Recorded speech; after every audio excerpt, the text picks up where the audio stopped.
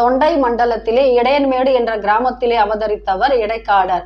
18 சித்தர்களிலே ஒருவர். ஆடு மேய்ப்பது இவருடைய குலத்தொழில்.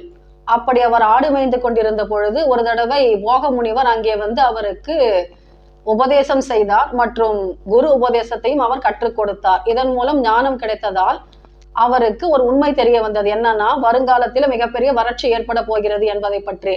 அதனால அவர் தன்னுடைய ஆடுகளுக்கு பழக்குகிறாராம். எப்படின்னா, எருக்கன் செடிகளை மேய கற்றுக் கொடுக்கிறாராம். மற்றும் வரகை என்ன பண்றாரு, தன்னுடைய குடிசையிலே சுவற்றிலே அந்த மண்ணை குழைத்து இவர் வரகை பூசி வைக்கிறாராம்.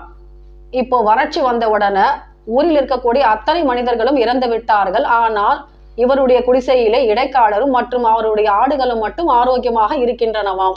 இதனை தெரிந்து கொள்வதற்காக நவகிரகங்கள் அங்கே வந்தார்களாம். அவர்களை வரவேற்று உபசரித்து இவர் என்ன பண்றார், இடைக்காட்டு சித்தர் ஆட்டுப்பாலை கொடுக்கிறார் உண்பதற்காக மற்றும் வரகு தானியத்தை காய்ச்சி கஞ்சி ஊற்றுகிறார். இந்த ஆடுகள் எருக்கன் செடிகளை மேய்ந்ததால் அதனுடைய பால் மயக்கம் தருவனவாக இருந்தது. அதனால அவர்கள் அயர்ந்து உறங்கி விட்டார்களாம். எழுந்து பார்க்கும் பொழுது தங்களுடைய நிலைகளில் இருந்து அவர்கள் மாறிவிட்டார்களாம். ஏன்னா மாற்றி அமைத்து விட்டார் இடைக்காட்டு சித்தர்.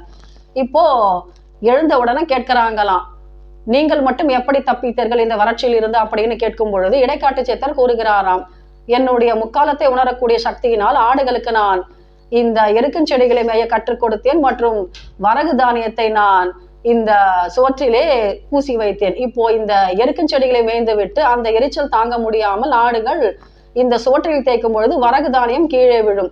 அதை வைத்து நான் கஞ்சி காய்ச்சி குடித்து கொண்டு உயிர் பெற்று விடுகிறேன் அப்படின்னு சொல்லும் பொழுது நவகிரகங்களுக்கு ஆச்சரியமாக இருந்ததாம். ஏன்னா அவர் முக்காலத்தை உணரக்கூடிய சக்தி மட்டும் கிடையாது, அதிலிருந்து விடுபடக்கூடிய சக்தியும் பெற்றிருந்தார். இடைக்காட்டு சித்தர் திருவண்ணாமலையிலே ஜீவசமாதி அடைந்தார். அவருடைய ஜீவசமாதி இன்றும் நாம் தரிசிக்கலாம். ஓம் நமச்சிவாய.